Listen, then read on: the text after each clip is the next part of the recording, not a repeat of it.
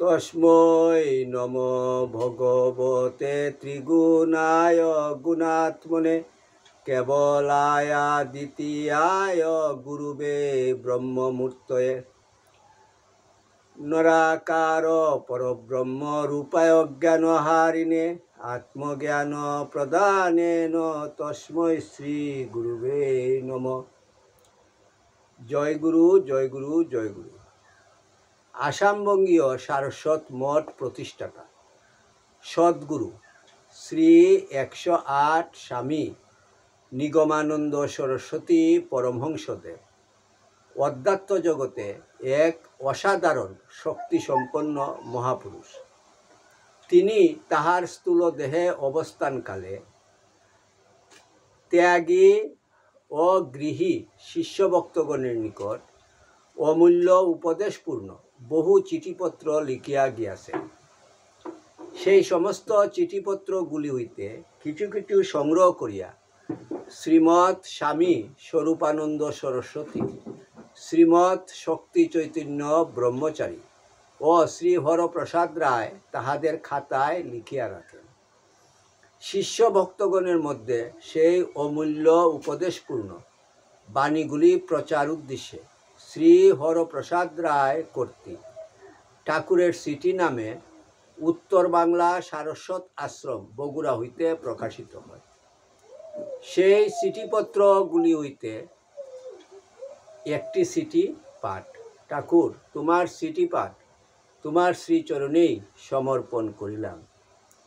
নত্তা নিগমানন্দস্য গুরু শ্রীপাদ পঙ্কজম তনুমি তৎকথামৃতং তপ্ত জীবন শীতলম।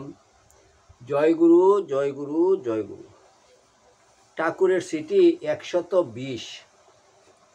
সারস্বত মঠ 7-2-30। পরম কল্যাণ বরেষু পরম শুভাশিসাং রাস্তান্নি শেষ। তোমার শারীরিক অবস্থা অবগত হইলাম। তুমি সকল অবস্থার জন্যই প্রস্তুত আছো জানিয়া আনন্দিত হইলাম। তুমি জীর্ণ দেহ ছাড়িয়া নূতন জীবনে উন্নীত হও, ইহাতে দুঃখের কারণ কিছুই নাই। কিন্তু জগতের কার্যে তোমাকে আমার বিশেষ প্রয়োজন ছিল। বাহিরের কার্যে তোমার উপরই নির্ভর করিতেছিলাম। তুমি চলিয়া গেলে আমি অনেকটা শক্তিহীন হইয়া পড়িব। দেখা যাক মায়ের কিরূপ ইচ্ছা। তুমি নিরুৎসাহ হইও না।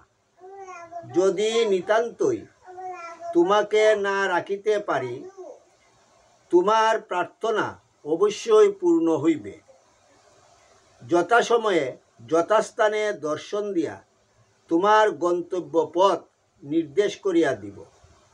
জন্ম মৃত্যু কিছুই চিন্তা না করিয়া আত্মসমাহিতভাবে অবস্থান করিও।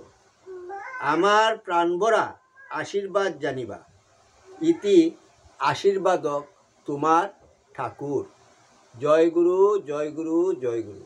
ওং যদস্করং পরিভ্রষ্টং মাত্রাহীনঞ্চ যদ্ভবেৎ তৎসর্বং ক্ষমতাং দেব প্রসীদ পরমেশ্বর।